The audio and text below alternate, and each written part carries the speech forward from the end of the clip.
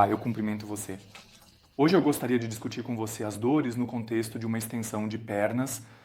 Elas se diferenciam um pouco entre a dor na região da coxa e a dor na panturrilha. Fatos básicos, ou melhor, aspectos fundamentais. No contexto da dor e da extensão de pernas, eu preciso mencionar, antes de tudo, primeiro, uma extensão de pernas certamente não é isenta de dor, ou seja, é preciso contar com a dor. Não tem como escapar disso. O ponto 2 seria que as dores são altamente individuais, ou seja, eu tenho pacientes que estão, não quero dizer praticamente sem dor, mas que conseguem absorver isso muito, muito bem. E eu tenho pacientes com certeza que têm um nível de dor basal mais elevado. E o ponto 3, a dor na região da coxa e a dor na panturrilha se diferenciam bastante no contexto da extensão de pernas. A extensão de pernas em si, ou melhor, na região da coxa, né? Então isso é relativamente claro em relação a quando a dor aparece, ou seja, que tipo de dor temos aqui? Aqui precisamos distinguir os tipos de dor, ou seja, na extensão da coxa temos classicamente dois picos de dor que se diferenciam no período em que aparecem e que, claro, também se diferenciam no tipo de dor. Nós temos, por exemplo, o nosso primeiro pico de dor logo após a cirurgia, não no dia da cirurgia, mas na maioria das vezes no dia seguinte à cirurgia. Aqui estamos falando de dor cirúrgica ou operativa. É uma dor aguda, basicamente temos isso. Um inchaço na região da coxa, temos dor de ferida, temos dor muscular, temos dor corporal. Então você está deitado na cama e, a princípio, tudo dói.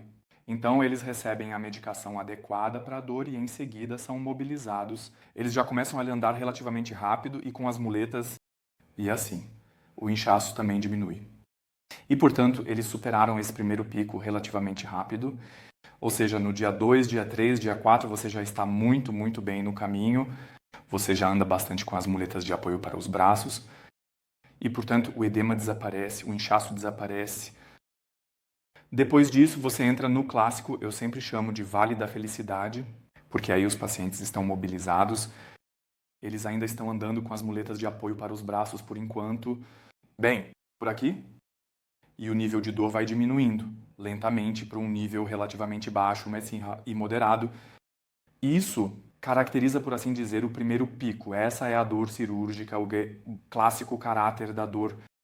E depois desse primeiro pico, eles começam a alongar. Quando você começa a alongar, precisa imaginar que no início você não tensionou muitos músculos, ou seja, sua musculatura de modo geral. Tem uma certa flexibilidade de reserva e quando você começa a alongar, você está, na verdade, alongando o osso de modo que a musculatura vai lentamente ficando em tensão. Ou seja, basicamente, você vai chegar a um limite de tensão ou a um nível de tensão onde a musculatura está esticada como uma corda de guitarra. E isso reflete, por assim dizer, o segundo ponto de dor. O segundo ponto de dor, no contexto de todo o procedimento, especialmente na região da coxa, reflete o ponto de tensão da musculatura, e essa dor geralmente aparece em torno de 1,5 cm. Isso depende muito do seu alongamento prévio, ou seja, do seu nível de flexibilidade. Quanto mais você se alonga, mais você pode empurrar esse ponto de tensão para trás. Regis? Quanto mais massa muscular você tiver, mais cedo esse ponto de tensão aparece. Para dar a eles um pouco de referência, em cerca de 1 cm a 1,5 cm, na região da coxa, a maioria dos pacientes atinge esse ponto de tensão. O caráter da dor nesse ponto de tensão é agora bem diferente do caráter da dor após a cirurgia. O caráter da dor nesse ponto de tensão é o mais como uma dor muscular, como uma dor muscular constante por 24 horas. É um ruído de fundo surdo que é muito perturbador. Isso agora não é uma dor aguda com picos de dor claros ao longo do dia, mas sim um ruído de fundo 24 horas. E isso pode ser muito exaustivo, ou melhor, também pode ser mentalmente exaustivo. E esse ponto, ou melhor, você só pode combater essa dor de tensão alongando adequadamente sua musculatura, ou seja, você deve alongar a área do tecido mole da mesma forma que alonga a área óssea. Já expliquei exatamente o que você está fazendo nos vídeos anteriores. eles simplesmente precisam absorver e resolver a discrepância entre osso e músculo. E então você também terá uma chance de lidar bem com essa dor de tensão, com essa dor muscular de fundo. Ou seja, para mostrar isso de forma bem clara, estamos aqui no nosso pico de dor cirúrgica e após alguns dias, às vezes, semanas, essa dor de tensão começa a surgir lentamente. Essa dor de tensão, quando ela aparece a partir desse momento, basicamente está em suas mãos. Em que direção tudo isso se desenvolve? Se você puder absorver a dor, ou melhor, se você conseguir absorver a discrepância em 100%, então, ao longo do processo de alongamento, você sentirá uma redução gradual da dor, você vai se sair bem, você vai conseguir dormir bem. Dormir bem durante o alongamento também significa acordar de vez em quando. Isso à noite é completamente normal. Então você conseguirá reduzir tudo isso para um nível um nível suportável. E, bom, e você vai gerenciar muito bem o alongamento. Se você não pode fazer isso, se você não conseguir absorver essa discrepância de tensão, então você deve imaginar que essa diferença entre o comprimento ósseo e o comprimento muscular continua a aumentar e, consequentemente, a tensão muscular também aumenta. E então, claro, a dor também aumenta e isso se torna, em parte, relativamente insuportável. Existem indicadores clássicos de quando essa tensão se torna excessiva para os pacientes.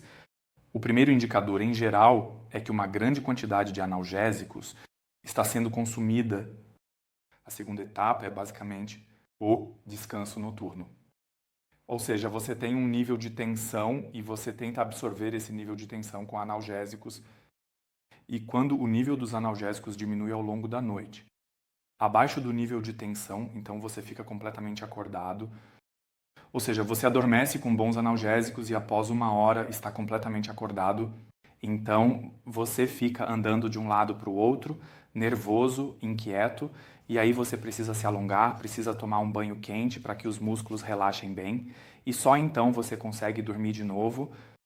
Ou seja, seu descanso noturno é incrivelmente fragmentado e, consequentemente, a sua capacidade de regeneração no dia seguinte também fica claramente prejudicada.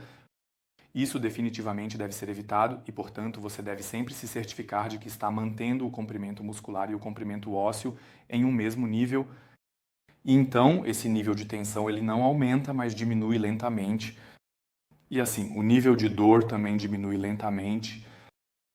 Assim é na região da coxa. Aqui temos muita musculatura. Por isso precisamos diferenciar um pouco a região da coxa da região da panturrilha. Se olharmos para a região da panturrilha, então temos a fase. Essa primeira fase cirúrgica, a fase da dor após a operação, um pouco prolongada, porque a panturrilha é muito mais complexa cirurgicamente. Ou seja, você tem 2 ossos, você precisa cortar os 2 ossos, você precisa conectá-los um ao outro. Ou seja, o lado cirúrgico é muito mais intenso. Consequentemente, a fase de regeneração da própria operação também é muito mais longa. Aqui estamos falando certamente de um período de 4 a 6 semanas até que todo o inchaço saia das panturrilhas e você possa andar maravilhosamente. Você já vai estar andando antes. Nós geralmente começamos a andar apoios de antebraço G já no dia 1, dia 2. No entanto, as elongações da panturrilha, uma primeira fase mais intensa, a tensão nas panturrilhas em comparação com as coxas geralmente aparece um pouco mais tarde. Isso geralmente ocorre em uma faixa 12,5 centímetros. É simplesmente importante que você mantenha sua mobilidade. O melhor na região da panturrilha é sempre estar móvel, ter uma certa distância para caminhar. Isso não é apenas bom para o alongamento, ou seja, para a absorção da tensão, para a extensão da musculatura, mas também para o crescimento ósseo, porque a mobilidade sempre induz a formação de novo osso. Ou seja, na região da panturrilha, você tem um segundo pico de dor em termos de tensão, mas isso aparece mais tarde e também é claramente mais plano em comparação com a coxa. No entanto, vale o mesmo para a região da coxa. Você precisa absorver essa tensão, né? Ou seja, precisa fazer os exercícios de alongamento para conseguir reduzir todo o nível de dor E então você também dormirá bem, se regenerará bem e passará por uma excelente extensão. Mas isso é um trabalho que vocês precisam realizar. E então vocês conseguem isso maravilhosamente e podem alcançar seu objetivo de forma excelente. Muito obrigado por isso.